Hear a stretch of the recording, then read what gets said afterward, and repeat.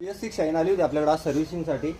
तुम्ही गाडीची कंडिशन बघू शकता। गाडी नवीनच आहे, BS6 म्हणल्यावर आताची गाडी आहे, पण गाडीचे हाल इतके बेकार झाले का की मेंटेनन्स वेळेवर मेंटेन न केल्यामुळं तुम्ही बघू शकता मित्रांनो, गाडीमधला नंबर 1चा फॉल्ट काय झाला।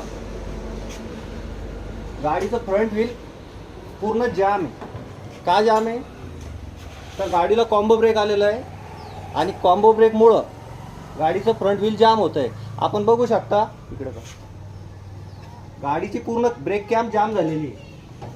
ब्रेक कॅम पुढे ओढल्यानंतर गाडीचा व्हील फ्री झाला।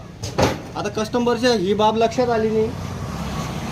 कस्टमरच्या ही बाब लक्षात न आल्यामुळं गाडीची क्लच प्लेट गेली आणि कस्टमरला मोठं नुकसान झालं। त्यामध्ये ऑइलही खराब झालं, गाडीचा पिकअपही कमी झाला, गाडीच्या मायलेजवरही परिणाम झाला। म्हणून मित्रांनो, आपण या गोष्टीची पावसाळ्याच्या हद्दक आपण या गोष्टीची काळजी घेतली पाहिजे, कारण पाण्यामध्ये गाड्या खूप खराब होतात आणि वेळोवेळी कॉम्बो ब्रेकची cable, clutch cable, accelerator cable हे आपण चेंज करत राहिलं पाहिजे। अशाच इन्फॉर्मेटिव्ह व्हिडिओसाठी माझ्या पेजला फॉलो करा, लाईक करा, कमेंट करा आणि शेअर करायला पण विसरू नका। धन्यवाद।